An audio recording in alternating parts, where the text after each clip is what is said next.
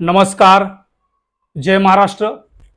महाराष्ट्रातील तमाम मराठी हिंदू मायबाप बंधू भगिनींना विलास मुळम या बाळासाहेबांच्या कडवट शिवसैनिकाचा मानाचा जय महाराष्ट्र.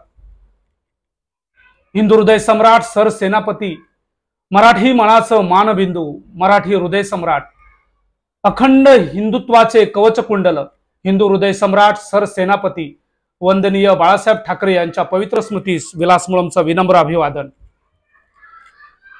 सुडाचं राजकारण आज जे काही या महाराष्ट्रामध्ये जे काही चालू आहे, ज्या काही राजकीय घडामोडी चालू आहेत, त्या घडामोडी पाहता फक्त आणि फक्त सुडाचं राजकारण या संपूर्ण हिंदुस्थानात आणि महाराष्ट्रात चालू आहे. सहज युगपुरुष बाळासाहेब ठाकरे या ग्रंथसंग्रहाचं वाचन करत असताना ज्या काही शब्दप्रयोगांचा त्या ग्रंथसंग्रहात उल्लेख झालाय, आवर्जून उल्लेख केला गेलाय, त्यातून काही निवडक शब्दांच्या माध्यमातून हा लेख म्हणण्यापेक्षा हा अध्याय मी स्वतः तयार केलेला आहे. सुडाचं राजकारण.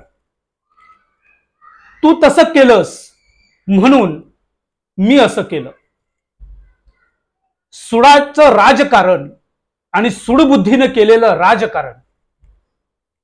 दिवंगत हिंदू हृदय सम्राट बाळासाहेब ठाकरे, अटल बिहारी वाजपेयीजी, इंदिरा गांधीजी यासारख्या महान नेत्यांनी भावनिक राजकारण केलं, मुद्द्यांचं राजकारण केलं. आणि आजचे आमचे तत्कालीन राज्यकर्ते भावना शून्य राजकारण करत आहेत, सुडाचं राजकारण करत आहेत. यासाठी एक मी संदर्भ देईन इतिहास कालाचा. उदाहरण, बहलोल खानाला सरसेनापती प्रतापराव गुजर यांनी न मारता सोडलं. त्यातून मोठे महाराज साहेब दुखावले, रागावले. त्यावेळी त्यांनी आदेश दिला की प्रतापराव गुजरांना आदेश दिला, बहलोल खानाला जिवंत किंवा जिंदा किंवा मुर्दा हजर करा, तरच आम्हाला रायगडी तोंड दाखवा.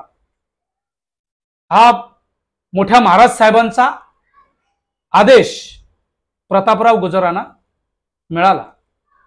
यातून सरसेनापती प्रतापराव गुजर कमालीचे दुखावले, घायल झाले ते, आणि त्यांनी सोबत 6 सवंगडी घेतले आणि बहलोल खानाच्या छावणीवरती हल्ला चढवला. हा आदेश महत्वाचा समजून महाराजांचा आदेश प्रतापराव गुजर यांनी तंतोतंत पाळला. यातून काय झालं हे आपल्याला माहित आहे, इतिहासाची संबंध आहे ते. वेगात वीर दौडले 7. यातून एक सिद्ध होते की स्वराज्याप्रती असलेली निष्ठा आणि मोठ्या महाराज साहेबांच्या प्रती असलेला आदर प्रतीत होतो. यातून आपण काय घेतलं तर आजच्या तत्कालीन राज्यकर्त्यांनी काय घेतलंय? सुडाचं राजकारण म्हणता येईल किंवा बदला. माझे 105 घरी बसवले, मग मी याचा बदला त्याचा पक्ष संपवून, बदनामी करून, सरकारी यंत्रणा स्वायत्त संस्थांचा वापर करून मी त्याचा बदला घेणार. हे सुडाचं राजकारण, सुडबुद्धीचं राजकारण. आजची परिस्थिती वेगळी आहे आणि त्याला विरोध कोण करणार तर ते एकमेव उद्धव बाळासाहेब ठाकरे.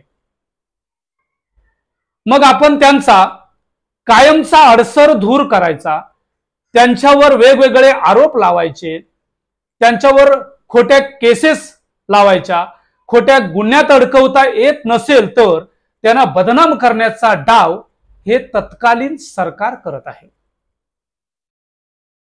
आता आपण मूळ मुद्द्याचं बघू.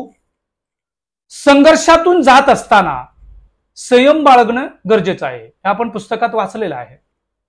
आणि तो विशेष गुण उद्धव बाळासाहेब ठाकरे यांच्याकडे आहे.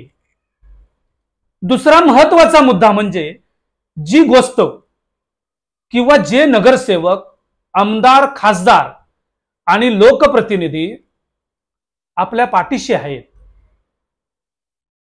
आपल्या सोबत आहेत त्यांना बळ देणं गरजेचं आहे आणि त्यासाठी उद्धव ठाकरे साहेबांना संपूर्ण महाराष्ट्रावर फिरावे लागणार। मागील काही दिवसात ते घडताना आपण पाहिलेलं आहे। इथं आपण थोडस मागे पडलो आहोत असं काहीस माझ्या वाचनातून माझ्या निदर्शनात ते आलेलं आहे। तिसरा महत्वाचा मुद्दा असा आहे की जी पक्ष संघटनेची म्हणजे दिवंगत हिंदू हृदय सम्राट बाळासाहेब ठाकरे यांची हिंदुत्ववादी विचारसरणी जी बाळासाहेबांना अभिप्रेत होती तीच भूमिका आता पुढे घेऊन गेलं पाहिजे। गर्व से कहो हम हिंदू है आणि जय महाराष्ट्र ही दोन प्रमुख अस्त्र होती बाळासाहेबांची, त्याचा पुन्हा प्रभावी वापर झाला पाहिजे।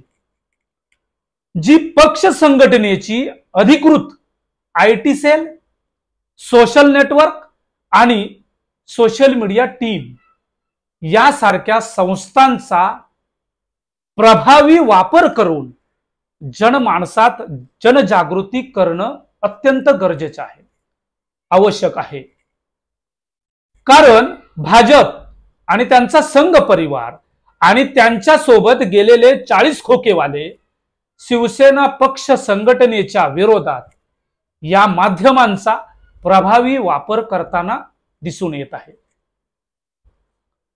फसीव सेना, आमची मुंबई, महाराष्ट्राचा नाद यासारख्या पेड माध्यमांसाठी दिवसभर खुराक देऊन शिवसेनेच्या विरोधात प्रचार आणि प्रसार केला जात आहे। या पेड माध्यमांच्या माध्यमातून कुठेतरी आपली ही ताकद किंवा या यंत्रणा कमी पडत आहेत असं आजपर्यंतच्या अभ्यासातून समोर आलं आहे। त्यामुळे आता खरी गरज आहे ती या यंत्रणांना योग्य तो खुराक देऊन आणि त्यांच्या पाठीशी पक्ष ठामपणे भक्कमपणे उभा राहून वातावरण निर्मिती करणं अत्यंत आवश्यक आहे, महत्वाचं आहे। बाळासाहेबांच्या विचारांना आणि मातोश्रीवर नितांत श्रद्धा प्रेम निष्ठा असणाऱ्या शिवसैनिक अजूनही खंबीरपणे मातोश्रीच्या पाठीशी कायम उभा आहे। उरला प्रश्न जे विकले जातात ते भावनाशून्य राजकारणाचे बळी पडलेले आहेत हे यातून सिद्ध होतं। सर्वात महत्वाचा मुद्दा म्हणजे बाळासाहेबांनी जे राजकारण केलं ते समाजकारणाच्या दृष्टीने अत्यंत महत्वाचं होतं, अतिशय महत्वाचं होतं आणि तेच राजकारण तेच समाजकारण कुठंतरी घडत नाही याचा सुद्धा विचार केला पाहिजे। याचा विचार करणं स्वाभाविक आहे। सर्व समावेशक आणि सर्व समाज घटकांना एकत्र करून 18 पगड जाती आणि समाज एकत्र करून सामाजिक बांधिलकी जपणारं राजकारण आज होणं अपेक्षित आहे। तसं तरी कुठे घडताना आपल्याला दिसत नाही। त्यामुळे आज संघ आणि भाजप जे हीन पातळीचं राजकारण करत आहेत त्यांना चपराक कशी द्यायची याचाही गांभीर्याने विचार केला गेला पाहिजे।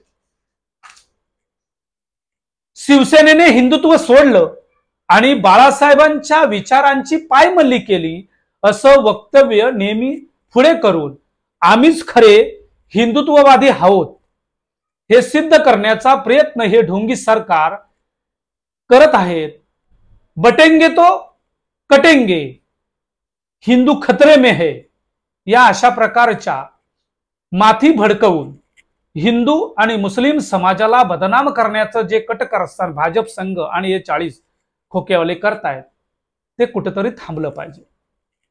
बाळासाहेबांनी हा समतोल कायम राखला आणि तसाच प्रयत्न उद्धव बाळासाहेब ठाकरे साहेबांच्या हातून झाला आहे आणि यापुढेही तो होत राहिला पाहिजे। त्यात कुठेतरी त्यांना साथ देणारी फळी कमजोर ठरत आहे. काउंटर करता यायला पाहिजे. हा जो शब्द आहे ना खूप महत्वाचा आहे. काउंटर करता यायला पाहिजे.